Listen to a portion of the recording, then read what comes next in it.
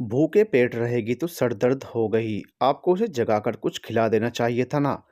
अभिनव जी ने कहा तो चंचल जी ने भी चिढ़कर कहा, आपको ऐसा क्यों लगता है कि उसकी फिक्र आपको ही है? फॉर योर काइंड इन्फॉर्मेशन, वो मेरी भी बेटी है। जिस तरह तुम उसको लेकर बेपरवाह रहती हो, ऐसा लगता तो नहीं है। अभिनव जी भी उन्हें घूरते हुए बोले तो चंचल जी ने फिर कुछ कहना चाहा, लेकिन नरेंद्र जी बोल पड़े, बस बस, तुम लोग भूल क्यों जाते हो कि तुम एक कॉलेज जाने वाली बच्ची के माँ बाप हो, खुद बच्चे नहीं हो। आप देख रहे हैं ना भाई साहब, इन्हें। चंचल जी ने शिकायत की तो गायत्री जी ने उन्हें चुप कराया। बस करो चंचल, जगह देखकर बहस किया करो, यहाँ बच्चे हैं, क्या सोचेंगे वो। और अगर प्रिया होती तो कैसा असर पड़ता उस पर, ये देखकर। चंचल जी को भी ध्यान आया, बाकी सबका तो वो चुप हो गई। लेकिन अभिनव जी उठकर घर की तरफ चल दिए तो चंचल जी ने अफसोस से सिर हिला दिया। कबीर का बेचैन मन प्रिया की तबीयत के बारे में जानकर और भी अशांत हो गया। पहले की बात होती तो वो भी अभिनव जी की तरह उसके पास जा चुका होता, लेकिन सालों की दूरी ने उसके अंदर एक झिझक पैदा कर दी थी। लाख चाहने के बाद भी वो जा नहीं पाया तो उठकर हॉल में चला आया। प्रिया को ज्यादा परेशानी है क्या? कबीर ने गायत्री जी से पूछा तो चंचल जी ने जवाब दिया, अरे नहीं बेटा, हल्का सा सर दर्द था। लेकिन तुम्हारे अंकल का अपनी बेटी के लिए प्यार ना बढ़ते बढ़ते इतना बढ़ गया है कि उससे जुड़ी छोटी छोटी बातों से भी टेंशन में आ जाते हैं। आप ज्यादा मत सोचो भाई, हम सबको तो आदत हो गई है इस सब की। अंकल का बस चले तो प्रिया की उंगली में हल्का सा कट आने पर भी उसे आईसीयू में एडमिट करवा दें। ये तो फिर भी हेडेक है। विराट ने हंसकर कहा तो नरेंद्र जी ने कहा, बस करो विराट, वो उसका प्यार है जिसका तुम लोग मजाक बना रहे हो। अपने बच्चों को बीमार देखकर एक बाप पर क्या गुजरती है तुम समझ भी नहीं सकते। कम ऑन पापा, कुछ नहीं हुआ है उसे। मैं गया था घर पर, मजे से सो रही है देवी जी। आप सब बेवजह इतना रिएक्ट करते हैं, विराट ने मुंह बनाकर कहा। देखते देखते रात हो गई, प्रिया घर नहीं आई। हालांकि कबीर अब थोड़ा रिलैक्स था। उसने तय किया था कल सुबह होते ही वो खुद ही खुराना हाउस जाएगा प्रिया से मिलने के लिए। खुराना हाउस। प्रिया बिस्तर पर करवटें बदल रही थी। वो भले जानबूझकर कबीर से मिले बिना ही चली आई थी, लेकिन मन तो उसके पास ही था। बार बार दिमाग में वो और नीलम घूम रहे थे। कबीर के साथ वो किसी और लड़की का नाम भी बर्दाश्त नहीं कर पाती थी, और यहाँ तो ये लड़की उसके हाथों में हाथ डालकर उसके घर तक आ गई थी। उस पर विराट से उसका नाम जानकर उसका दिमाग और खराब हो गया। उस दिन कबीर से नीलम का हक जताकर बात करना वो अब भी नहीं भूली थी। उनकी बातों से वो उसे बहुत क्लोज लगे थे, और नीलम को यहाँ घर लाने का मतलब उसने यही निकाला था कि शायद वो उसे पसंद करता है और इसीलिए घर पर सबसे मिलवाने के लिए लेकर आया है। यही बात उसे तकलीफ दे रही थी। वो लगातार सोचे जा रही थी कि इस सिचुएशन में वो क्या करे। दिल और दिमाग दोनों ही अपनी जिद पर अड़े थे। अगर वो दोनों एक दूसरे से सच्चा प्यार करते हैं तो मुझे उनके रास्ते से हट जाना चाहिए, ताकि वो दोनों एक हो सकें। दिमाग ने कहा, लेकिन मैं भी तो उनसे सच्चा प्यार करती हूँ। उनके प्यार के साथ इंसाफ करने के चक्कर में मैं मेरे साथ जो नाइंसाफी होगी वो भी तो ठीक नहीं है ना। दिल ने कहा, नीलम अच्छी लड़की होगी तभी तो वो उसे पसंद करते हैं। उसके साथ वो खुश रहेंगे। दिमाग ने कहा तो दिल ने जवाब दिया, माना कि वो अच्छी लड़की होगी लेकिन मुझसे ज़्यादा प्यार नहीं करती होगी और ना ही मुझसे ज़्यादा खुश रख पाएगी उन्हें। और अगर कभी उन्हें धोखा दे दिया तो क्या होगा बेचारे का? वो तो टूट ही जाएंगे। इसलिए मुझे कुछ करना होगा। दिल और दिमाग की जंग में दिल की जीत हुई थी, या यूं कहें कि प्रिया ने जानबूझकर दिल को जिताया था। उसने ठान लिया कि वो कबीर को पाने की हर मुमकिन कोशिश करेगी। ये सोचकर उसने सुकून से आंखें बंद कर ली, क्योंकि कल से उसका अलग सफर शुरू होने वाला था। अरे कोई दरवाज़ा क्यों नहीं खोल रहा है? कब से बेल बज रही है? प्रिया अपने कमरे से निकलकर चिल्लाई। घर की बेल बजे जा रही थी, लेकिन हैरानी की बात थी कि किसी फैमिली मेंबर या फिर नौकर को परवाह ही नहीं थी। इसलिए वो झल्लाते हुए बाहर आई थी। उसकी हैरानी तब और बढ़ गई जब उसके चिल्लाने पर भी किसी ने दरवाज़ा नहीं खोला। कोई दिख क्यों नहीं रहा? आखिर सब गए कहाँ? प्रिया ने बड़बड़ाकर कहा और दरवाजे की तरफ बढ़ गई, क्योंकि बेल अब भी लगातार बज रही थी। अरे आ रही हूँ भाई, थोड़ा पेशेंस रखो। या फिर बेल तोड़कर घर लेकर जाने का इरादा है? उसने गुस्से में दरवाज़ा खोलते हुए कहा, और बाहर खड़े लोगों को देखकर उसकी आंखें बड़ी हो गई, जो शायद उसके बड़बड़ाने पर मुस्कुरा रहे थे। लेकिन उसको देखते ही वो लोग भी चौंक गए। कबीर ने उसका चेहरा देखा तो उसने बड़ी मुश्किल से खुद को हंसने से रोका, लेकिन विराट को कहाँ किसी की परवाह थी। उसने चिल्लाकर कहा, मम्मी भूत। उसके अचानक से चिल्लाने पर प्रिया भी डर गई और जल्दी से पास खड़े कबीर के गले लग गई। उसकी इस हरकत पर कबीर का दिल धड़कना ही भूल गया। कहाँ है भूत? प्रिया ने आंखें नीचे कहा तो विराट ने कहा, यही तो है भाई के पास। मुझे नहीं दिख रहा, प्रिया ने कहा तो विराट ने कहा, आंखें खोलेगी तब दिखाई देगा ना तुझे। प्रिया ने धीरे से एक आंख खोली और विराट को सवालिया नजरों से देखा। तो उसने कहा, ध्यान से देख, भूत भाई के गले लगा हुआ है। लेकिन यहाँ तो मैं, प्रिया ने कहना चाहा, लेकिन जब उसकी नजर विराट पर पड़ी, जो अपना पेट पकड़कर हंस रहा था, तो समझ आया कि वो उसको ही भूत कह रहा था। दरअसल उसने मुंह पर फेस पैक लगा रखा था और बेख्याली में दरवाजा खोलने चली आई थी। विराट उसके शर्मिंदगी वाले एक्सप्रेशन देखकर हंसते हंसते जमीन पर गिर गया। लेकिन उसकी हंसी बंद नहीं हुई, बल्कि उसे इस तरह हंसता देखकर वहां मौजूद बाकी सब भी हंसने लगे। प्रिया ने रोनी सूरत बना ली। ये देखकर कबीर ने विराट से कहा, माना कि तू बंदर है, लेकिन यूं गुलाटियां मारकर सबको अपनी असलियत बताना जरूरी है क्या? इस बार मुंह बनाने की बारी विराट की थी। प्रिया ने जब उसके लिए बंदर वर्ड सुना तो अपना रोना भूलकर हंसना शुरू कर दिया। कबीर के साथ बाकी सबने उसे हंसते देखा तो सबको अच्छा लगा। उन्हें ऐसे हंसती मुस्कुराती प्रिया ही पसंद थी। अच्छा, अब जाकर मुंह धो ले, इस फेस पैक के साथ दांत फाड़ती हुई तो और भयानक लग रही है। विराट ने खड़ा होते हुए कहा तो प्रिया ने उसे घूरा। तभी विराट ने उसके बाल खराब कर दिए और वहां से भाग खड़ा हुआ। प्रिया भी उसके पीछे उसे मारने दौड़ी। संभल कर, चोट न लगा लेना दोनों। पीछे से गायत्री जी चिल्लाई तो पास खड़ी नीलम ने कहा, दोनों बहुत क्लोज लग रहे हैं एक दूसरे के। लग नहीं रहे, क्लोज हैं बहुत। बचपन से लेकर अब तक साथ ही रहे हैं, इसलिए तो हम चाहते हैं कि दोनों आगे की जिंदगी भी साथ ही गुजारें, इसी तरह लड़ते झगड़ते हंसते मुस्कुराते। गायत्री जी ने कहा। नीलम ने कबीर पर एक नजर डाली, जिसके चेहरे का रंग उड़ गया था। उसे कबीर के दिल का हाल पता था, इसलिए उसने धड़कते दिल के साथ पूछा, मतलब शादी? गायत्री जी की जगह जवाब इस बार चंचल जी ने दिया। फिर उन लोगों से बोली, आप लोग अंदर आइए, सारी बातें दरवाजे पर ही तो नहीं होंगी ना। कबीर अंदर नहीं आना चाहता था, लेकिन मजबूरी में अंदर आना पड़ा, क्योंकि दरवाजे से वापस जाने का कोई बहाना भी नहीं सूझ रहा था उसे। सब चाय नाश्ते के साथ बातों में लग गए, लेकिन कबीर की नजर सामने प्रिया और विराट पर थी, जो कुछ देर पहले तक लड़ रहे थे और अब किसी बात पर खिलखिलाकर हंस पड़े थे। प्रिया कुछ देर बाद अपने रूम में चली गई। उसने कबर्ड से सारे कपड़े निकालकर बिस्तर पर फैला दिए और कुछ स्पेशल ड्रेस ढूंढने लगी, लेकिन शायद उसे कुछ समझ नहीं आ रहा था। एक भी ढंग की ड्रेस नहीं है जिसे पहनकर सुपरमैन के पास जाऊं। क्या करूं? उसने अपने बाल नोचते हुए कहा। तभी उसकी नजर एक वाइट सूट पर पड़ी। उसकी आंखें चमक उठी। अपने एक्सप्रेशन ठीक करो कबीर, वरना सबको समझते देर नहीं लगेगी कि तुम खुश नहीं हो।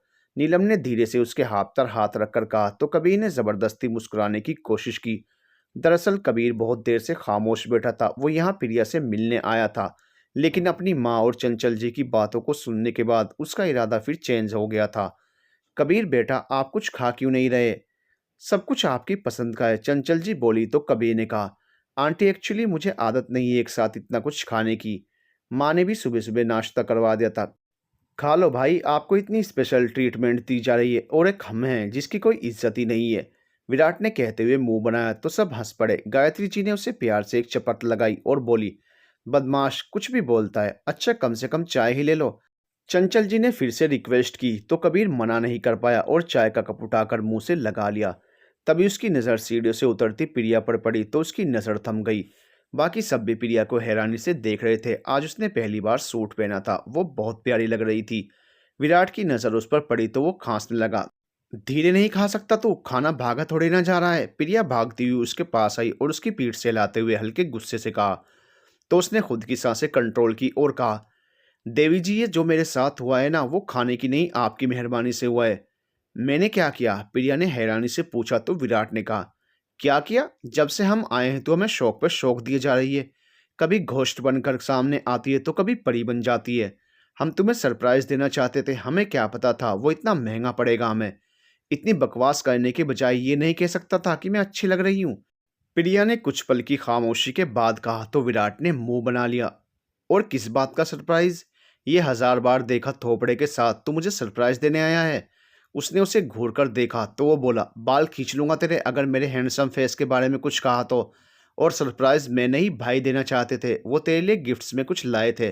जानती हूँ, मेरे लिए सोतन ले आए हैं गिफ्ट्स में। प्रिया ने मन ही मन कहा और कबीर को देखने लगी, जो खुद भी उसी को गहरी नजरों से देखे जा रहा था। खुराना हाउस से सब डिनर करके लौट आए, जहां सब खुश थे। कबीर का दिमाग उलझकर रह गया था। कानों में बार बार गायत्री जी की बातें घूम रही थी। उसे अपना वापस आना व्यर्थ लगने लगा।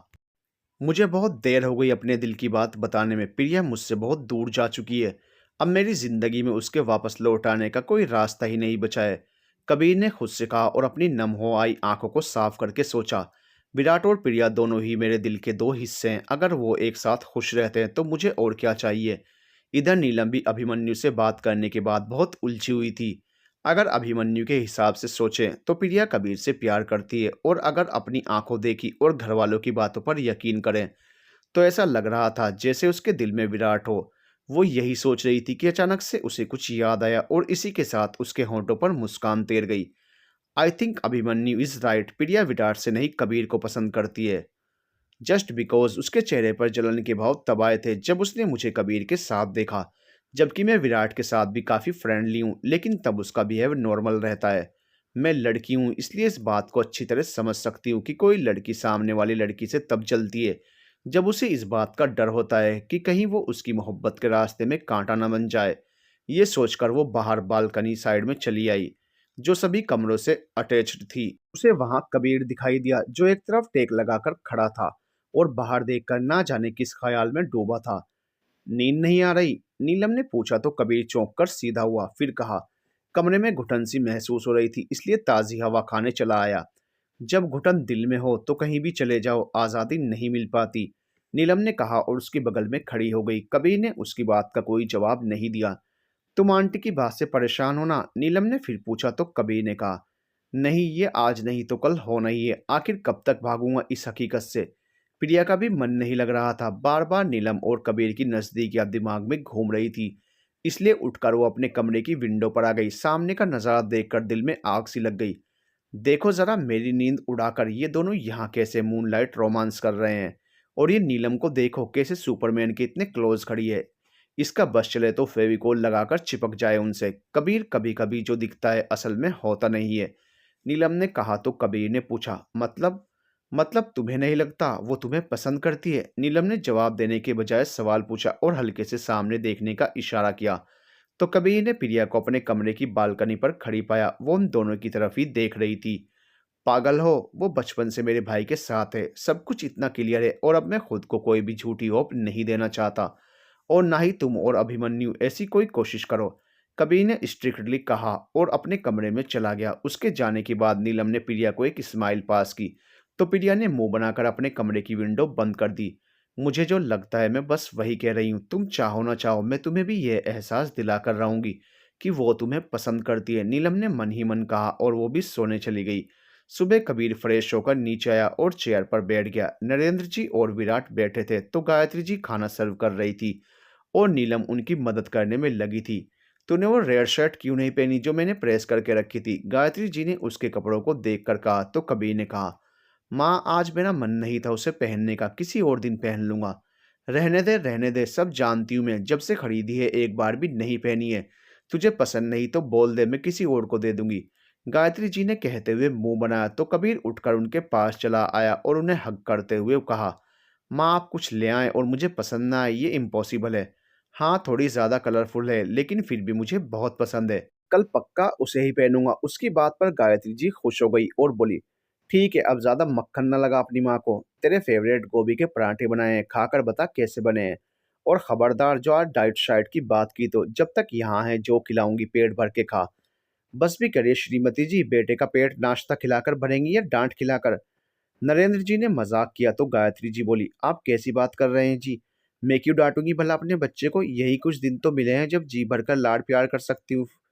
फिर तो इसकी आवाज़ सुनने को भी तरस जाना है। गायत्री जी का गला भराया, वो नजरें बचाकर अपनी नम आंखों को साफ करने लगी। तो कबीर ने फिर उन्हें गले लगा लिया और कहा, माँ अभी तो हूं ना आपके पास, फिर ये आंसू क्यों? चलिए जल्दी से कुछ खाने को दीजिए, बहुत भूख लगी है। हाँ लेना, तेरे फेवरेट पराठे बूंदी रायते के साथ, स्पेशली तेरे लिए बनाए हैं। गायत्री जी ने जल्दी से अपने आंसू साफ किए और उसके प्लेट में खाना निकालने लगी। वाह माँ, आपके हाथों के खाने का कोई जवाब नहीं है। पता है मैंने सबसे ज्यादा इस टेस्ट को मिस किया है। कबीर ने एक बाइट मुंह में डालकर कहा तो गायत्री जी मुस्कुरा उठी। कोई हमें भी कुछ खिला दे, भूख तो हमें भी लगी है, विराट ने स्पून से प्लेट बचाते हुए कहा तो नरेंद्र जी बोले, बेटा आज हमारा नंबर शायद ही आए, बेटे के आगे शायद ही तुम्हारी मोम को हमारी याद आए। लीजिए आप लोग भी खाइए, मेरे बेटे से जलने की ज़रूरत नहीं है। गायत्री जी ने नरेंद्र जी को घूरते हुए कहा और कबीर से बोली, और तू पूरा खाना फिनिश कर, खबरदार जो आधा अधूरा खाकर उठा। माँ, मैं रोज पेट भरकर ही खाता हूँ, आपके हिसाब से खाऊंगा तो ओवरवेट हो जाऊंगा, फिर वहां ड्यूटी पर जाकर एक्स्ट्रा मेहनत करनी पड़ेगी वापस फेट से फिट होने के लिए। कबीर ने कहा तो नीलम, विराट और नरेंद्र जी हंस पड़े। माँ का एक्स्ट्रा प्यार बहुत मेहनत करवाने वाला है भाई, ऑल दी बेस्ट। विराट ने कहा तो गायत्री जी का मुंह बन गया। ये देखकर कबीर ने उसे घूरा और नरेंद्र जी से कहा, माँ का प्यार है, इससे सेहत बनती है, मोटा नहीं होता कोई। गायत्री जी उनकी बात सुनकर मुस्कुरा दी तो नरेंद्र जी के होठों पर भी स्माइल आ गई और ये ली पिताश्री ने अपनी पत्नी श्री की साइड और मोम ने पास की उन्हें 440 वोल्ट की जानदार स्माइल। विराट ने दोनों के आई कांटेक्ट को देखकर कमेंट्री की तो गायत्री जी शर्माने लगी। साथ ही नीलम और कबीर भी मुस्कुरा उठे। क्या बातें हो रही हैं, कोई मुझे भी बताए। जोक सुनाया क्या किसी ने। प्रिया की आवाज आई तो सबके साथ कबीर की नजरें भी उधर चली गई।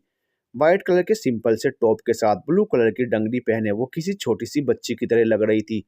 चेहरे पर कोई मेकअप नहीं था और उसने बालों का पोनीटेल बना रखा था। कबीर उसको एकटक देख रहा था। धीरे धीरे वो डाइनिंग टेबल तक आ चुकी थी। प्रिया ने उसे खुद को घूरते हुए देखा तो वो भी उसे देखने लगी। तभी उसकी नजर उसके पास बैठे नीलम पर पड़ी। ये देखकर उसने मुंह बनाकर कबीर से नजरें हटा ली और विराट के पास बैठ गई। अच्छा हुआ तू आ गई, मैं विराट को भेजने वाली थी तुझे बुलाने के लिए, गायत्री जी ने कहा तो प्रिया बोली, क्यों, अब आपको मेरी याद कैसे आ गई, सारे लोग तो हैं आपके पास, पर तू तो नहीं थी ना, और जब तक मेरी प्रिया ना हो मेरी आंखों के सामने मुझे कुछ अच्छा नहीं लगता है, चाहे फिर सारी दुनिया क्यों ना हो मेरे साथ। गायत्री जी ने कहा तो प्रिया बोली, बस बस ज़्यादा सेंटिमेंटल डायलॉग्स नहीं, ये बताइए क्यों याद किया, तेरा फेवरेट नाश्ता बनाया है ना इसलिए, गायत्री जी ने कहा और एक प्लेट निकालकर प्रिया को सर्व करने लगी। तो प्रिया खुशी से चहक उठी। वाह आंटी, आपके हाथ के गोभी के पराठे, वो भी बूंदी रायते के साथ, जस्ट ऑसम। पता नहीं इसे और भाई को घर का खाना इतना पसंद क्यों है, मैं तो 2 दिन घर का खाना खा लूँ तो बीमार पड़ जाता हूँ, विराट ने मुंह बनाकर कहा और बेमन से खाना खाने लगा। अब बंदर क्या जाने अदरक का स्वाद। उसकी बात पर प्रिया और कबीर ने एक साथ ही कहा। सबके साथ साथ उन दोनों ने भी हैरानी से एक दूसरे को देखा, फिर मुस्कुरा उठे। कबीर को कहीं न कहीं बेहद खुशी हुई ये जानकर उसकी और प्रिया की सोच काफ़ी हद तक मिलती है। आज नीलम ने मेरी बहुत हेल्प की, सच में बड़ी प्यारी बच्ची है, गायत्री जी ने नीलम की तारीफ करते हुए कहा तो कबीर बोला, ये तो है मोम, नीलम हर काम में परफेक्ट है। कहाँ आंटी, सिर्फ हेल्प ही करवाई है, आपने कुछ करने ही नहीं दिया, नीलम ने कहा और पास बैठे कबीर के हाथ पर हाथ रखकर प्रिया की तरफ कनखियों से देखा तो मुस्कुरा उठी। प्रिया की जलती निगाहें उन पर ही थी। नीलम की अचानक से की गई इस हरकत पर कबीर चौंक गया। वहीं प्रिया जल भुन गई और दोनों को बारी बारी घूरना शुरू कर दिया। छिपको चमगादड़ कहीं की चिपकने का कोई मौका नहीं छोड़ती। प्रिया बड़बड़ाई तो नीलम ने कबीर को हल्का सा इशारा किया। कबीर ने भी प्रिया को खुद को घूरते हुए देखा, लेकिन उसे कुछ समझ नहीं आया तो नीलम ने सिर पीट लिया। गायत्री जी ने भी प्रिया और उन लोगों की हरकतें नोटिस की थी। उन्होंने पूछा, क्या हुआ, कोई प्रॉब्लम है क्या। नीलम और कबीर ने इनकार में सिर हिला दिया तो उन्होंने प्रिया से पूछा, क्या हुआ बेटा, क्या देख रही हो, खाना अच्छा नहीं लगा क्या। ये जल रही है नीलम से, विराट ने कहा तो सबने चौंक कर उसे देखा तो विराट ने उसका मजाक उड़ाते हुए कहा, अरे उसके खाने की इतनी तारीफ हो रही है और एक ये है जिसे चाय भी नहीं बनानी आती। प्रिया को नीलम के सामने अपनी बेइज्जती महसूस हुई। उसने कहा, मैं जैसी हूँ ठीक हूँ, मुझे किसी से खुद को कंपेयर करने की कोई ज़रूरत नहीं है, और हाँ ऐसा कुछ नहीं है जो मुझे नहीं आता, मैं सब कुछ कर सकती हूँ। ये कहकर वो जल्दी से खड़ी हुई और वहाँ से चली गई। उसके पीछे विराट भागा। सुन तो, गुस्सा हो गई क्या, मैं तुझे हर्ट नहीं करना चाहता था, आई एम सॉरी। ये विराट बिना कभी भी कुछ भी बोल देता है, बेचारी मेरी बच्ची खाना भी नहीं खा पाई, गायत्री जी ने कहा तो कबीर उठ खड़ा हुआ। वैसे भी उसका मन भी खाने से उचट चुका था। तू कहाँ जा रहा है, तू तो खा ले, गायत्री जी चिल्लाई, लेकिन कबीर भूख नहीं कहकर अपने कमरे की तरफ चला गया। नरेंद्र जी बहुत ध्यान से उसे देख रहे थे। उनका अनुभवी जहन काफी कुछ समझ चुका था। उनके माथे पर सोच की लकीरें साफ नजर आ रही थी। कुछ मिनटों बाद कबीर अपने रूम की विंडो पर था और सामने खुराना हाउस की तरफ देख रहा था, जहां प्रिया के कमरे में विराट उसके आगे पीछे घूमते हुए उसे मनाने की कोशिश कर रहा था। सुनना यार, तू इतना क्यों नाराज हो गई, आज से पहले तो तुझे कभी इतना बुरा नहीं लगा, विराट ने कहा तो प्रिया ने रुआंसी होकर कहा, आज से पहले तूने दूसरों के सामने मेरा मजाक भी नहीं उड़ाया था। दूसरों के सामने? दूसरा कौन था वहां यार, सब घर वाले ही तो थे, विराट ने कहा। तभी उसे कुछ याद आया। एक मिनट, कहीं तू नीलम की बात तो नहीं कर रही ना? प्रिया ने उसकी बात का कोई जवाब नहीं दिया तो विराट ने फिर कहा, मैं देख रहा हूँ प्रिया, तू आजकल बहुत अजीब सी हरकतें करने लगी है। प्रॉब्लम क्या है तेरी? नीलम अच्छी लड़की है, तू उससे फ्रेंडशिप करके तो देख, फिर तुझे कुछ बुरा नहीं लगेगा। इतनी ही अच्छी है तो जाना उसी के पास, यहाँ क्यों आया है? घर जा और उसके नाम की माला जप अपने भाई के साथ। मैं तेरे पास इसलिए हूँ कि तू मेरी दोस्त है, वो तो बस मेहमान है जो कुछ दिन में चली जाएगी। अच्छा चल, बात खत्म कर, अगर तुझे बुरा लगा मेरी बात का तो रियली सॉरी। विराट ने फिर उसे समझाने की कोशिश की, लेकिन प्रिया ने इस बार भी कोई जवाब नहीं दिया। तो विराट ने कहा, ओके, आज के बाद मैं हमेशा तेरी साइड रहूंगा और हम दोनों मिलकर दिखा देंगे सबको कि मेरी प्रिया को भी सब आता है। इस बार प्रिया खुश होकर उसके गले लग गई। कबीर ने देखा तो नजरें फैली। वो कितना भी खुद को समझा ले, लेकिन विराट और प्रिया को क्लोज देखकर तकलीफ तो उसे होती ही थी। कुछ समझ आया तुम्हें आज प्रिया का बिहेवियर देखकर? नीलम ने कमरे में आते हुए कहा तो कबीर ने उस पर सवालिया नजरें डाली। मैं समझा नहीं। तुम चाहे जितने भी बहादुर आर्मी ऑफिसर बन लो, लेकिन प्यार के मामले में तुम जीरो हो एकदम।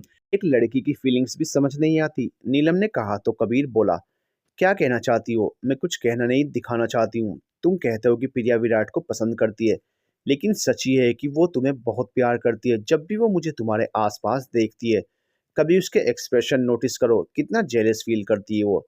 नीलम ने कहा तो कबीर ने एक नज़र उसको देखा, फिर सामने इशारा किया जहाँ प्रिया और विराट एक दूसरे के साथ मस्ती कर रहे थे। उन दोनों में सिर्फ दोस्ती है, जैसे मेरे और तुम्हारे बीच। याद है जब तक अभिमन्यु ने मुझे ऑफिशियली प्रपोज नहीं किया था, सब हम दोनों को कपल समझते थे। कबीर मुस्कुरा उठा। तभी प्रिया की नजरें उन दोनों पर पड़ी। उसका दिमाग फिर खराब हो गया और वो पैर पटकते हुए बाथरूम में जा घुसी। विराट अब भी नासमझी से उस तरफ देख रहा था। उसे समझ ही नहीं आया कि अभी हंसती हुई प्रिया अचानक से फिर गुस्से में क्यों आ गई। उसकी नज़र भी सामने गई जहाँ कबीर और नीलम खड़े थे। वो उन्हें देखकर कुछ सोचने लगा। जब प्रिया का फ़ोन बजा, स्क्रीन पर सानिया का नाम फ्लैश होता देखकर उसकी आंखों में चमक आ गई। उसने कॉल पिक की। हेलो। सानिया का दिल भी उसकी आवाज़ सुनकर धड़क उठा। उसने खुद को संभाल कर पूछा, प्रिया कहाँ है? वो वॉशरूम में है, विराट ने कहा तो उसने बोला, अच्छा आए तो बोलना कि मुझसे बात कर ले। ओके बाय, विराट ने कहा। अगर कुछ देर मुझसे बात कर लोगे तो कुछ घट नहीं जाएगा तुम्हारा? सानिया ने जब उसका ऐसा अंदाज देखा तो चिढ़कर कहा। उसकी बात सुनकर विराट बोला, जिससे मुझसे बात करनी होती है वे मुझे कॉल करते हैं, मैं किसी और के फ़ोन पर इससे ज़्यादा बात नहीं करता। मेरा मन था तुम्हें कॉल करने का, लेकिन फिर लगा कि कहीं तुम गुस्सा ना हो जाओ, सानिया ने हल्के से कहा। उसको उस दिन का अपना व्यवहार याद आ गया, जिसकी वजह से विराट उससे ऐसे अनजानों के जैसे बिहेव करने लगा था। आई एम सॉरी उस दिन के लिए, मुझे तुमसे ऐसे बात नहीं करनी चाहिए थी, सानिया ने शर्मिंदा होते हुए कहा तो विराट बोला, इट्स ओके, तुम्हें मेरे जैसे लूज करेक्टर वाले लड़के से माफ़ी मांगने की कोई ज़रूरत नहीं है। विराट उस दिन, सानिया ने फिर कहना चाहा तो विराट ने उसकी बात काट दी। कोई और बात करनी हो तो बोलो, अदरवाइज मैं फ़ोन कट कर रहा हूँ, मुझे और भी इम्पोर्टेंट काम है। तुम परेशान हो क्या? सानिया ने पूछा तो उसने रूडली ही कहा, तुम्हें क्या मैं परेशान रहूं या ना रहूं? विराट, मेरी एक दिन की गलती क्या इतनी बड़ी है कि अब तुम मुझसे कोई बात शेयर भी नहीं कर सकते? इतनी ही दोस्ती थी हमारे बीच जो मेरी गलती भी नहीं झेल पाई, सानिया ने रुआंसा होते हुए कहा तो विराट चुप हो गया। वो उससे नाराज था, लेकिन उसे रुलाना नहीं चाहता था। पता नहीं क्यों मुझे ऐसा लग रहा है जैसे तुम्हारे दिमाग में ढेर सारी चीज़ें चल रही हैं, जिसका तुम्हें आंसर नहीं मिल पा रहा। अगर तुमने कभी भी मुझे अपना दोस्त समझा है तो प्लीज़ बोल दो, जो कुछ भी ऐसा है जो तुम्हें परेशान कर रहा है, सानिया ने फिर बेहद प्यार से कहा तो विराट की नाराज़गी जाती रही। मुझे प्रिया के बारे में कुछ बात करनी है, मैं आजकल उसे समझ ही नहीं पा रहा हूँ। सानिया की कोशिश कामयाब हुई। विराट ने आखिरकार अपने दिल की बात शेयर कर ही दी। आई थिंक मुझे पता है उसे क्या हुआ है, मुझे भी तुमसे ये बात बतानी थी, सानिया ने कहा तो उसने जल्दी से कहा, ओके फिर बताओ क्या हुआ है उसे। मैं उसे परेशान नहीं देख सकता, सारी बातें फ़ोन पर नहीं हो सकती विराट। तुम बिजी ना हो तो क्या हम कहीं मिलकर बात कर सकते हैं? सानिया ने झिझकते हुए कहा। अगर तुम कंफर्ट हो तो, विराट ने व्यंग्यात्मक लहजे में कहा तो सानिया के दिल में एक चुभन सी हुई। उसने खुद अपनी बेवकूफ़ी से अपनी पाक साफ दोस्ती में एक ऐसी दीवार खड़ी कर दी थी कि विराट को उससे मिलने के लिए भी सोचना पड़ रहा था। उसने मिलने के लिए सहमति जताई तो विराट ने कहा, मैं कुछ देर में एड्रेस मैसेज कर दूंगा। कॉलेज। प्रिया कुछ सजेस्ट करना, मुझे विराट को हर हाल में मनाना है, सानिया ने दूसरी बार झल्लाहट में कहा तो प्रिया चौंक कर सीधी हुई। कुछ कहा क्या तूने? प्रिया ने पूछा तो सानिया ने उसे घूरा। तू किस ख्याल में खोई है? मैं कब से अकेले ही बड़बड़ा रही हूँ। सॉरी यार, अब बोल, प्रिया ने कहा तो सानिया ने पूछा। तू ठीक तो है ना प्रिया? आजकल तो कुछ अजीब बिहेव करने लगी है। मुझे कुछ नहीं हुआ, तू विराट के बारे में कुछ कह रही थी। प्रिया ने बात बदल दी। हाँ, वो मुझे ना उसको मनाना है, मैं और उसकी नाराज़गी नहीं बर्दाश्त कर सकती। सानिया का ध्यान फिर प्रिया से हटकर विराट पर चला गया। जहाँ तक मैं विराट को जानती हूँ, वो नाराज़ उससे ही होता है जिससे वो बहुत अटैच्ड होता है। अगर इस हिसाब से देखा जाए तो ये हमारे लिए प्लस पॉइंट है, प्रिया ने कहा तो सानिया ने हैरानी से पूछा, क्या उसका मुझसे नाराज़ होना? क्योंकि ये साइन है कि वो तुझसे अटैच्ड है, तुम्हें पसंद करता है और विराट की एक खासियत है, वो जिसे पसंद करता है उससे ज़्यादा देर नाराज़ नहीं रह सकता। तुम थोड़ा सा एफर्ट्स करके उसे मना सकती हो, प्रिया ने तसल्ली से समझाया तो सानिया खुश हो गई। थैंक यू सो मच यार, तूने तो सारी परेशानी ही सोल्व कर दी। अब मुझे पता है कि मुझे क्या करना है, सानिया ने उसके गले लगकर अपनी खुशी का इजहार करके कहा। शाम को वो और विराट एक कैफे में खड़े थे। भीड़ ज़्यादा होने की वजह से उन्हें कोई टेबल नहीं मिल पाई थी। सानिया ने कई बार उससे किसी और कैफे में चलने को कहा, लेकिन वो तैयार नहीं हुआ, उसे यहीं से कॉफ़ी पीनी थी। सानिया उसे मनाने आई थी, लेकिन अब मन ही मन कुढ़ रही थी, फिर भी मन मसोस कर खड़ी रही, क्योंकि वो फिलहाल के लिए उससे झगड़ा नहीं करना चाहती थी। एक वेटर ने आकर विराट से कुछ कहा तो वो सानिया की तरफ मुड़ा। चलो, एक टेबल मिल गई है। सानिया ने भी ये सुनकर राहत की सांस ली, वो खड़े खड़े थक गई थी। उसने सिर हिलाया तो विराट ने उसका हाथ पकड़कर खींचते हुए कहा, सर क्या हिला रही हो? जल्दी चलो, इससे पहले कि वो टेबल भी बुक हो जाए। चल ही रही हूँ, तुम्हारी तरह मैराथन नहीं दौड़ सकती मैं, सानिया ने चिढ़कर कहा, लेकिन उस पर कोई असर नहीं हुआ। वो उसे खींचते हुए टेबल तक ले आया। ऐसे तो बड़ा लड़कों की बराबरी करती हो, अब जरा सा तेज क्या चलना पड़ा, छुई मुई बन गई। सानिया ने उसे खा जाने वाली नजरों से देखा, लेकिन कुछ नहीं बोली। अब तक विराट एक चेयर खींचकर उस पर अपना कब्जा जमा चुका था। उसने सानिया को खड़े देखा तो कहा, इनविटेशन कार्ड दूं बैठने के लिए? सानिया ने उसको गुस्से और हैरानी के मिले जुले भाव से देखा तो वो बोला, एक मिनट, कहीं तुम ये एक्सेप्ट तो नहीं कर रही ना कि मैं तुम्हारे लिए चेयर खींचूं? सोचना भी मत, हम यहाँ डेट पर नहीं आए हैं। सानिया भुनभुनाते हुए एक चेयर खींचकर बैठ गई। वो सच में यही एक्सेप्ट कर रही थी विराट से, क्योंकि इससे पहले जब भी वो उसके और प्रिया के साथ लंच, डिनर या कॉफ़ी पर गई थी, विराट ने दोनों के लिए खुद आगे बढ़कर चेयर खींची थी। लेकिन आज ये महाशय खुद ही पहले पसर गए थे। इडियट 2 दिन के गुस्से में सारे मैनर्स भूल गया है। सानिया ने उसे घूरते हुए सोचा और विराट को देखने लगी, जो वीडियो गेम खेलने में बिजी हो गया था। घूरना बंद करो, जो बात करने आई हो वो कहो, विराट ने फोन में देखते हुए ही कहा। नहीं, तुम अभी गेम खेल लो, आई एम श्योर वो ज़्यादा ज़रूरी होगा तुम्हारे लिए। सानिया का गुस्सा आखिरकार फट पड़ा तो विराट ने फ़ोन रख दिया, वो उसे और परेशान नहीं करना चाहता था। अगले दिन प्रिया की नींद विराट के फ़ोन पर खुली। उसने नींद भरी आवाज़ में कहा, हेलो, जल्दी से फ्रेश होकर बाहर आ, हम सब जॉगिंग पर जा रहे हैं। विराट ने कहा तो प्रिया बोली, तो जाना, मुझे क्यों बता रहा है? ठीक है मत आ, मैं भी नहीं जा रहा, भाई को बोल देता हूँ कि वो नीलम को लेकर अकेले चले जाएं। विराट ने जानबूझकर कहा। उसकी ट्रिक काम आई, प्रिया की नींद गायब हो गई। कौन कौन जा रहा है? उसने उठकर बैठते हुए कहा तो विराट बोला, भाई नीलम के साथ जा रहे हैं। आर्मी में होने की वजह से भाई को तो फिट रहने का शौक है ही। नीलम भी बहुत हेल्थ कॉन्शियस है, हो सकता है इसीलिए भाई को वो इतनी पसंद हो। What do mean? दुनिया में इकलौती वही नहीं है जिसे हेल्थी रहने का शौक है। आ रही हूँ मैं, प्रिया ने चिढ़कर कहा और रेडी होने चल दी। वहीं विराट सानिया को देखकर मुस्कुरा उठा। दरअसल वो दोनों आज सुबह सुबह इकट्ठा हुए थे। कबीर और नीलम को भी विराट ने ही पास के पार्क में चलने के लिए कन्वेंस किया था, जबकि नीलम सो रही थी और कबीर घर के बने जिम में था। कल जब से सानिया ने विराट को प्रिया के दिल का हाल बताया था, विराट ने ठान लिया था प्रिया को उसके प्यार से मिलवाने की। कुछ देर बाद सब लोग पार्क में थे। कबीर एक्सरसाइज कर रहा था और नीलम उसके पास खड़ी उससे बातों में लगी हुई थी। उन्हें साफ देखकर प्रिया की रही सही नींद भी गायब हो गई। वो नीलम को घूरने में लगी थी और विराट और सानिया उसे ऐसे देखकर मुस्कुरा रहे थे। कुछ देर बाद जब उससे बर्दाश्त नहीं हुआ तो वो भी उस तरफ चल दी। कहाँ जा रही है? विराट ने पूछा तो उसने चिल्लाकर कहा, जॉगिंग करने, हम इसीलिए तो आए हैं ना। मुझे ऐसा क्यों लग रहा है जैसे ये जॉगिंग करने नहीं जंग लड़ने जा रही है नीलम के साथ? विराट ने पास खड़ी सानिया से कहा तो वो मुस्कुरा कर बोली, यही तो प्यार है, जिससे प्यार करो उसे किसी और के साथ देखकर जलन तो होती ही है।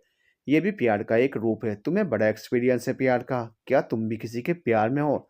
विराट ने उसे घूर कर कहा तो उसने धीरे से बोला, शायद। उसने कहा तो धीरे से ही था, लेकिन विराट ने सुन लिया। उसने कई सारे सवाल पूछ लिए, कौन है, क्या करता है, कैसा दिखता है वो? बहुत प्यारा है, बेहद हैंडसम, जेंटलमैन और क्यूट भी। सानिया ने उसके चेहरे को अपनी आंखों में भरकर कहा। विराट खुद की तारीफ पर ही जल भुन गया था। उसने बड़बड़ा कर कहा, इस शहर में मुझसे ज्यादा हैंडसम क्यूट जेंटलमैन कौन पैदा हो गया? पता नहीं कौन से बंदर से दिल लगा लिया है। सानिया मुस्कुरा उठी। उसने मन ही मन कहा, पता नहीं तुम्हें कब एहसास होगा, ये जो तुम्हारी जलन है शायद ये भी प्यार है मेरे लिए। प्रिया दौड़ते हुए नीलम के बगल से गुजरी तो अपने हाथ में पकड़ा पानी का बोतल खोल लिया और जानबूझकर नीलम से टकरा गई। सारा पानी बेचारी नीलम पर जा गिरा। उसके साथ कबीर भी चौंक कर खड़ा हो गया। उसे समझ ही नहीं आया कि सडनली क्या हो गया। कबीर नीलम की हेल्प करने के लिए उसकी तरफ बढ़ा ही था कि प्रिया जल्दी से उसके सामने आ गई। सॉरी सॉरी यार, गलती हो गई, प्रिया ने उसके ऊपर गिरे पानी को हाथ से साफ करने की एक्टिंग करते हुए कहा, जबकि नीलम अभी भी हक्का बक्का खड़ी उसे देखे जा रही थी। कबीर प्रिया की हरकत पर हैरान था।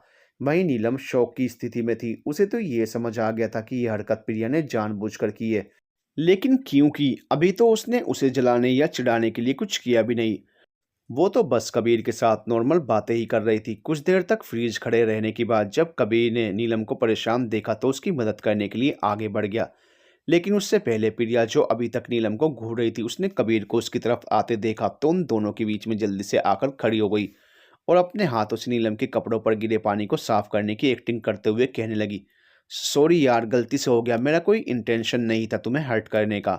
प्रिया ने कनखियों से कबीर को देखते हुए नीलम से माफी मांगी। हालांकि उसका बस चलता तो वो उसे बोतल के पानी में ही दो चार डुबकी दिलवा देती, लेकिन कबीर के सामने इससे ज्यादा कर भी तो नहीं सकती थी। वो माफी मांगने का ही ड्रामा कर लिया। कबीर का ध्यान जब पूरी तरह भीगी नीलम पर गया, जिसके कपड़े भीग कर उससे चिपक गए थे, तो उसने अपनी नजरें फेर और अपना जैकेट निकालकर उसकी तरफ बढ़ा दिया। नीलम ने हाथ बढ़ाकर जैकेट लेना चाहा, उससे पहले ही प्रिया ने वो जैकेट थाम ली। ये जेंट्स जैकेट है, वो भी ओवरसाइज, इसे नीलम कैसे पहनेगी? रास्ते में सब मजाक बनाएंगे इसका। प्रिया ने जब उन दोनों की सवालिया नजरें खुद पर देखी तो जल्दी से बहाना बनाया, इट्स ओके प्रिया, मैं पहन लूंगी। नीलम ने उसके हाथ से जैकेट लेने की कोशिश करते हुए कहा, तो प्रिया ने अपना हाथ पीछे कर लिया। अरे नहीं, तुम मेहमान हो हमारी, ऐसे कैसे कुछ भी पहन लोगी? मैं तुम्हारा मजाक नहीं बनने दूंगी। प्रिया ने जैकेट वाला हाथ नीलम से दूर करते हुए कहा। तो नीलम ने उसकी तरफ बेचारगी से देखा और धीरे से कहा, मुझे दे दो यार, मुझे इसकी जरूरत है। आई नो तुम्हें जरूरत है, लेकिन इसकी नहीं, इसकी। प्रिया ने कबीर की जैकेट वाला हाथ पीछे कर अपना जैकेट उसकी तरफ बढ़ा दिया। तुम इसे क्यों दे रही हो? तुम्हें ठंड लग जाएगी। नीलम ने कांपते हुए चारों तरफ देखकर कहा। मार्च का महीना चल रहा था, दिन में गर्मी पड़ने लगी थी, लेकिन सुबह शाम अब भी ठंड का आलम रहता था। इट्स ओके, मुझे ज्यादा ठंड नहीं लगती, मैं सुपर हॉट हूँ, प्रिया ने स्टाइल में कहा। तो कबीर को खांसी आ गई। नीलम प्रिया को देखने लगी। थोड़ी दूर खड़े विराट और सानिया भी हंस पड़े, क्योंकि प्रिया कितना भी भाव खा ले, उन्हें पता था सबसे ज्यादा ठंड उसे ही लगती है। नीलम ने उसका जैकेट लेकर पहन लिया और सब घर की तरफ चल दिए। कबीर का ध्यान प्रिया पर ही था, जो अब कपकपाने लगी थी। विराट को भी डर था कि कहीं वो बीमार न पड़ जाए, इसलिए वो उसकी हेल्प करने के लिए बढ़ा तो सानिया ने उसे कबीर की तरफ इशारा करके रोक दिया। विराट भी जानता था कि प्रिया की फिक्र जितनी उसे थी उससे कहीं ज्यादा उसके भाई को है, इसलिए वो भी रुक गया। दोनों अब कबीर के अगले स्टेप का वेट करने लगे। कबीर ने जब विराट को उसकी कंडीशन से बेपरवाह देखा तो उसे विराट पर बहुत गुस्सा आया, जो आराम से सानिया और नीलम के साथ बातें करता चल रहा था, और प्रिया पर भी, जिसने बेवजह अपने लिए प्रॉब्लम खड़ी की थी। जब उससे नहीं रहा गया, उसने आगे बढ़कर अपना जैकेट उसे पहना दिया और कहा, पहन लो इसे, वरना ज्यादा हॉटनेस दिखाने के चक्कर में कुल्फी बन जाओगी। प्रिया पहले तो हैरान रह गई, लेकिन फिर उसके होंठों पर स्माइल आ गई। उसने तिरछी नजर से नीलम को देखा। वो जानती थी कि कबीर को उसकी परवाह है, लेकिन ये चीज वो नीलम को दिखाना चाहती थी। नीलम, सानिया और विराट भी प्रिया के बचपने और उसकी बेवजह की जेलेसी पर मुस्कुरा उठे। शाम को कबीर अपने कमरे से बाहर आया तो किचन से बर्तनों के गिरने की तेज आवाज सुनाई दी। वो तेजी से उस तरफ बढ़ा तो किसी ने उसका हाथ पकड़कर रोक लिया। कबीर ने हैरानी से उसे देखा तो विराट ने बोला, वहां मत जाइए भाई, वहां खतरा है। कैसा खतरा? क्या हो रहा है वहां? कबीर ने गंभीरता से कहा। तो विराट ने कहा, भूकंप आया है वहां। भूकंप? कबीर ने सवालिया अंदाज में उसकी बात दोहराई। बेटा, अंदर प्रिया है, बेचारी बच्ची कुछ बनाने की कोशिश कर रही है। गायत्री जी ने विराट को घूरते हुए कबीर से कहा, कम ऑन माँ, वो कुछ बनाने की नहीं, खराब करने की कोशिश कर रही है। पहले किचन खराब करेगी, फिर रेसिपी खराब करेगी, उसके बाद हमें अपने हाथों का खाना खिलाकर हमारी तबीयत खराब करेगी। ने मुंह बनाकर कहा। कबीर कुछ कहता उससे पहले ही गायत्री जी ने कहा, चुप करो, तुम बहुत बोलते हो। एक तो मेरी बच्ची सुबह से अकेले किचन में काम कर रही है और तुम उसका हौसला बढ़ाने की बजाय उल्टा उसका मजाक बना रहे हो। दोस्त है वो तुम्हारी, कम से कम जाकर उसकी मदद तो कर ही सकते हो। आप मुझे कुछ कहने के बजाय उसे क्यों मना नहीं करती? किसने कहा है बेकार का काम करने को? विराट ने मुंह बनाकर कहा। उसका अंदर जाने का कोई इरादा नहीं लग रहा था। अगर हर कोई ऐसे ही कहने लगे तो फिर जो घर का खाना तुम चटकारे लेकर खाते हो वो नहीं मिलता कभी, और ना ही कोई माँ दुनिया की सबसे अच्छी कुक बन पाती अपने बच्चों के लिए। कबीर ने संजीदगी से कहा तो विराट ने नजरें झुका ली। माँ आप जाकर देखी ना, उसे कोई एक्सपीरियंस नहीं है कुकिंग का, कहीं खुद को हर्ट न कर ले। कबीर ने विराट को चुप कराने के बाद गायत्री जी से रिक्वेस्ट की। उसे प्रिया की फिक्र हो रही थी। जाना तो मैं भी चाहती हूँ लेकिन उसने दरवाजा लॉक किया हुआ है। गायत्री जी ने बेचारगी से कहा। कोई नहीं, हम सब बैठकर वेट करते हैं, कुछ देर में खुद ही बाहर आ जाएगी वो। कब से खामोश खड़ी नीलम ने कहा। सबको उसकी बात ठीक लगी, इसलिए ना चाहते हुए भी सब वहां से हटकर डाइनिंग एरिया में आ गए। कबीर की नजरें बार बार किचन के दरवाजे पर ही जा टिकती। उसके चेहरे पर प्रिया के लिए फिक्र के भाव थे, जिन्हें नीलम और विराट ने बाखूबी नोटिस किया। विराट को सानिया की बात याद आ गई। भाई भी प्रिया से प्यार करते हैं, तुम देखने की कोशिश तो करो, बहुत आसानी से समझ आ जाएगा तुम्हें। उसके चेहरे पर एक खूबसूरत सी मुस्कान तैर गई। उसी टाइम किचन का दरवाजा खुला। सामने का नजारा देखकर जहां सबकी आंखें हैरत से बड़ी हो गई, वहीं विराट की मुस्कान ने ठहाकों का रूप ले लिया। प्रिया आटे और मसालों से लिपि पोती सामने खड़ी थी। कपड़ों के साथ उसके चेहरे और बालों में भी आटा लगा हुआ था। उसने हाथों में ट्रे पकड़ी हुई थी। अपनी हालत से बेखबर वो मुस्कुरा रही थी। शायद पहली बार कुछ बना लेने की खुशी बहुत ज्यादा थी। कबीर चाहकर भी उससे निगाहें नहीं हटा पाया।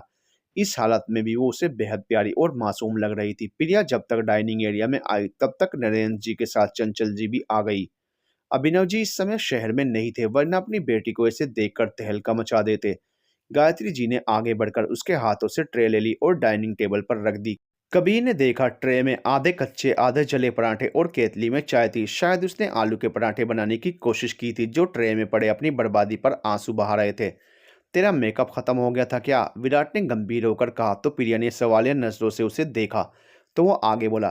खत्म हो गया था तो मुझसे कहती, मैं तुझे अपनी पॉकेट मनी से शॉपिंग पर ले चलता। ये मसाले और आटे से मेकअप करने की कोई जरूरत नहीं है तुझे। उसकी बात पर प्रिया का ध्यान अपने कपड़ों पर गया जो बेहद गंदे हो गए थे। उसने तुरंत कबीर और नीलम की तरफ देखा। वो दोनों भी उसे ही देख रहे थे। उसने जल्दी से खुद को साफ करने की कोशिश की, लेकिन मसालों के दाग साफ होने के बजाय फैलते गए। चल छोड़, बाद में नहा लेना, पहले ये बताइए किस डिश का आविष्कार किया है तूने? विराट ने फिर कहा तो प्रिया ने आंखों में चमक भरकर कहा। आलू के पराठे बनाए हैं मैंने नेट पर देखकर। आलू के पराठे? मुझे तो लग रहा है कोयले भरे हैं इनमें। विराट धीरे से बड़बड़ाया लेकिन सबको सुनाई दे गया। प्रिया उदास होती उससे पहले ही नरेंद्र जी ने बात संभाली। अरे वाह, ये तो बहुत अच्छे लग रहे हैं देखने में, एक दो जरा खाकर तो देखें। प्रिया परोसती उससे पहले कबीर ने एक पराठा ले लिया और एक बाइट तोड़कर मुंह में रखी। सबको अपनी तरफ देखता पाकर उसने कहा, मैं टेस्ट करके बताता हूँ कैसे बने हैं। प्रिया उत्सुकता से उसे देखने लगी। उसी के लिए तो उसने इतनी मेहनत की थी। वो हर हाल में उसके लायक बनना चाहती थी। हर वो कोशिश करना चाहती थी जिससे कबीर का ध्यान नीलम से हटकर उस पर आए। हेल्थ इंश्योरेंस तो करवाते हैं ना आर्मी वाले? विराट ने उसे वो पराठे खाते देखकर पूछा तो कबीर ने उसे घूरा। विराट ठीक बोल रहा है कबीर, इट्स अनहेल्दी, तुम बीमार पड़ सकते हो। नीलम ने कहा, इट्स ओके, इतने भी बुरे नहीं बने हैं, कुछ नहीं होगा। कबीर ने प्रिया की तरफ देखकर कहा, जिसके चेहरे पर नीलम की बात सुनकर मायूसी आ गई थी। वो प्रिया की इतनी मेहनत खराब नहीं करना चाहता था और ना ही उसके पहले कुकिंग एक्सपीरियंस पर उसका दिल तोड़ना चाहता था। रहने दीजिए, झूठ बोलने की जरूरत नहीं है, मुझे पता ही है बहुत बुरे बने हैं, प्रिया ने कहा। इसके साथ ही उसके आगे से प्लेट खींच ली और सारे पराठे उठाकर किचन में चली गई। उसे नीलम की बात का बहुत बुरा लग रहा था। उसके पीछे बाकी सब भी दौड़े। तब तक उसने सारे पराठों को डस्टबिन में डाल दिया था। तुमने ये क्या किया, फेंका क्यों इन्हें? हल्के गुस्से में कहा तो प्रिया ने उसकी तरफ देखा, जिन आंखों में कुछ देर पहले चमक दिख रही थी अब उनमें आंसू भरे थे। कबीर का तो दिल तड़प कर रह गया। वो उसकी आंखों में आंसू बर्दाश्त नहीं कर सकता था। To be continued.